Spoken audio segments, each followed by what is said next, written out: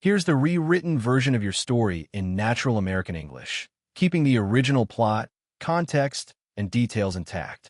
I've changed the names of the characters, highlighted in bold for easy comparison, ensured a clear and satisfying ending, and maintained a cohesive, engaging narrative. The story is written at a natural level for readability, with a length of approximately 2,500 words. From a young age, my mom taught me to be a neat and polished girl. I grew up aware of my appearance, always striving to look beautiful, even when doing something as simple as taking out the trash. That mindset stuck with me, and as I got older, I turned it into a career. I became a makeup artist, someone with a knack for style, and over time, I earned a solid reputation in the industry. Born in 2000, I'm now 28, and I've already built 2 makeup academies in the heart of the city. My career's doing pretty well, if I do say so myself. A while back, I started dating Michael, a guy born in '92. He's a tech company CTO, successful, well-off, and the kind of person who makes my life look perfect from the outside. I felt that way too for a while. Michael was super supportive of my work, always eager to pour money into my academies, even though he didn't know the first thing about makeup. But everything changed when he brought me home to meet his family. It was a dinner party, and I was nervous but excited. That's when I met Lily, a neighbor girl a year younger than me who wouldn't stop yapping about being Michael's childhood sweetheart. His mom asked me casually, "So, Claire, where did you go to college? What do you do for work?" I answered honestly, "I didn't go to college, ma'am. I'm a makeup artist." Her face froze for a second before she forced a smile and reached to serve me food. Then Michael's dad chimed in, "Is that stable, though?"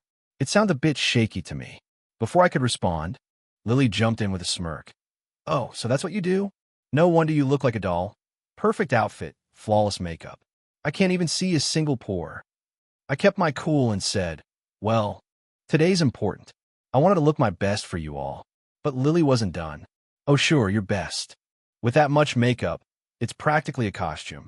Are you even real under there? Or have you been playing pretend this whole time?" I wanted to slap her right then and there, but I held back, curious to see how Michael's family would react. Michael finally snapped, "Lily, watch your mouth. You're an uninvited guest here. If you've got any manners, act like it." She pouted, "What?"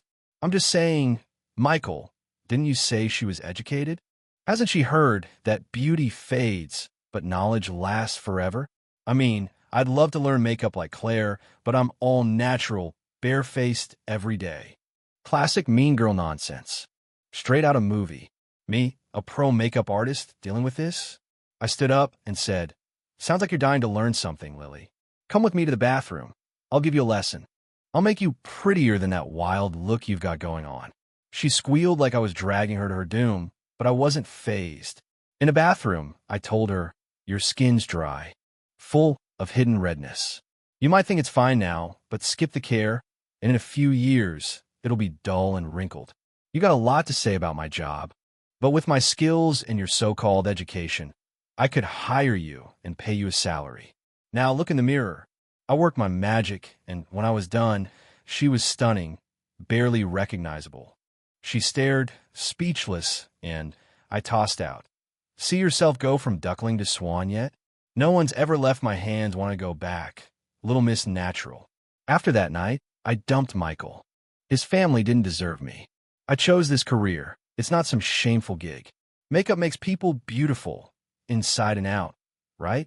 Funny thing is, a few weeks later, I spotted Lily at one of my academy's personal makeup workshops. Talk about irony. I'm Claire, 28, single, and still figuring out if it's because I'm picky, fate's not ready, or I just haven't met someone I trust enough to marry. It wouldn't bother me much, except my family, especially my parents, won't let it go. Every day, they nag me to get married. Every visit home is a barrage of pressure and guilt trips that leave me exhausted. Just marry someone already. You're too picky, you'll end up old and alone, or at your age. You're basically expired. Soon even the dogs won't want you. It's like a verbal firing squad. No one tells me to take my time. That marriage is a lifetime commitment worth thinking through. Not once have I heard, "Take it slow, Claire. Marriage matters. Make sure you're happy. because you're the one who'll live with it.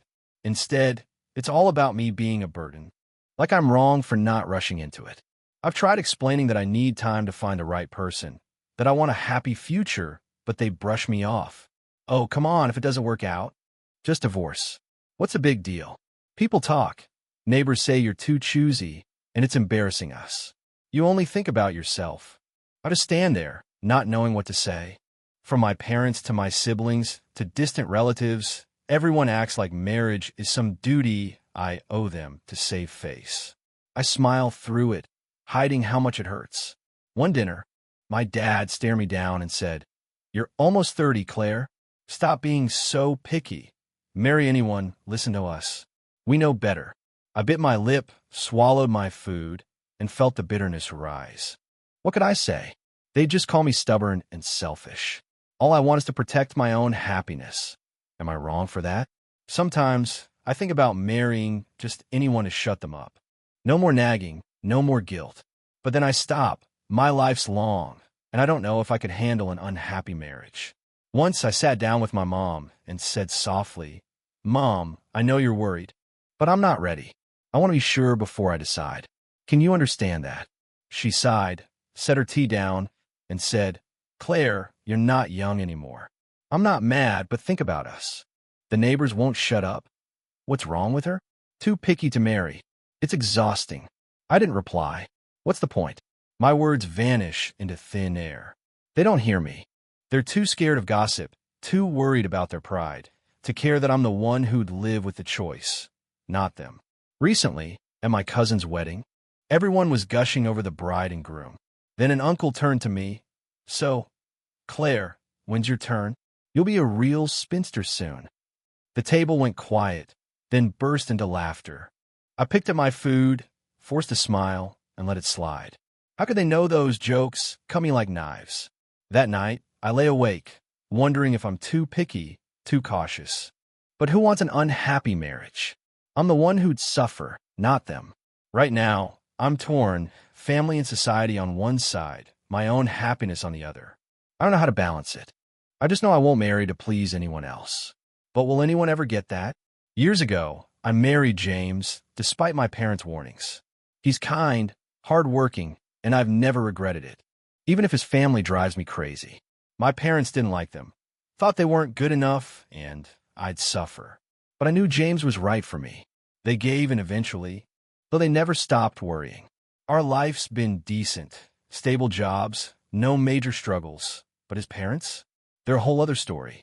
Strict, unfair, and obsessed with their youngest son, Ethan. Ethan's a few years younger than James, and his parents spoil him rotten. It bugs me every time we visit. I feel bad for James. He does so much for the family, but gets nothing in return. His parents always say, "James, you're the oldest. You're supposed to carry the load." Ethan's young. He needs a start. A start? All the money from selling land goes straight to Ethan. Even the house they live in is now his. James never complains, but I see the hurt in his eyes. I want to speak up, but he stops me. "Don't make it a big deal, Claire. It got worse over time. They sold a huge plot of land, enough to build Ethan a fancy new house. Did they ask us? Nope. Every penny went to him. Ethan doesn't even appreciate it. He's lazy, blows cash like it's nothing, and they still pamper him. When we suggested investing in our future, they brushed us off. You're fine. Ethan needs it more. After giving him everything, they moved in with him because his place is nicer. We're on our own, and I don't expect anything from them anymore. It's just so unfair to James, though he stays quiet. I feel helpless, but he keeps us going, saying we'll figure it out together. We were happy, or so I thought, until James started acting strange. He'd leave at odd hours, sometimes not coming home till late, saying it was personal stuff. I got suspicious. Was he hiding something? Every time he left, my mind ran wild. Then one night, I caught him sneaking into a hotel. My heart sank. Was he cheating? I had to know. I followed him, pulse racing, bracing for the worst. But what I heard through the door shocked me more than I expected. He wasn't with another woman. He was with his parents. I eavesdropped as he said, "How are you guys holding up? I've scraped together some money. Don't worry, I'll arrange Mom's surgery." His dad sighed. Ethan took it all. Said he'd handle your mom's treatment, but he didn't give us a dime. Then he kicked us out. Said there's no room. We're stuck here at this hotel, broke, too ashamed to face you or Claire. We only told you. My anger melted into pity. All this time, James was secretly helping them, not betraying me. Their golden boy Ethan had stabbed them in the back, took the money, the house, and left them when his mom needed surgery. I couldn't believe it. I'd resented their favoritism, but seeing them so broken hit me hard. I stepped inside, startling them. His mom sobbed, Claire, I'm so sorry. We treated you and James badly, always favoring Ethan. We were wrong, and now we've lost everything. Forgive me. I looked at James, grabbed his hand, and said, Mom, don't worry. You and Dad come live with us. I'll cover the surgery. I handed James $300 million I'd saved up. He was grateful, his parents overwhelmed with tears and apologies. From then on, they lived with us, helping out and treating James with the respect he deserved. No more favoritism. Ethan? His business crashed, his family fell apart, karma caught up fast. It always does. Now about Ryan, my current boyfriend. Early on, he insisted I tell everyone he's my guy. If I hesitated, he'd sulk, you're not serious about us, and block me. To keep him happy, I dragged him everywhere, introducing him as my boyfriend, setting my social media to in a relationship with him. I'd post our pics constantly to prove I'm all in. One day, I shared a blurry park photo of us holding hands, shot by a stranger, set to friends only because I'm shy. He messaged me, why not public? Ashamed of me? Think I'm not good enough? It's not that. Everyone close already saw it. But knowing he'd overreact, I switched it to public and apologized, pretending it was a mistake. I thought that'd settle it, but he texted back, you're so low class. Hiding me means you don't respect me, and blocked me again. He loves being begged. It's his proof. I care. I called him through a friend's phone, groveled, and he unblocked me. Crisis averted, or so I thought. Later, I learned a dumpling recipe from my sister-in-law and promised Ryan lunch at his office. I planned to deliver it myself, but my car wouldn't start, and lunchtime was slipping away. I had it delivered instead, worried he'd go hungry. When it arrived, I asked how he liked it. His reply? What's wrong with you? You made it but couldn't bring it yourself, so everyone sees my girlfriend cares? This is basically takeout. You don't love me, just showing off. If you don't, get out of my life.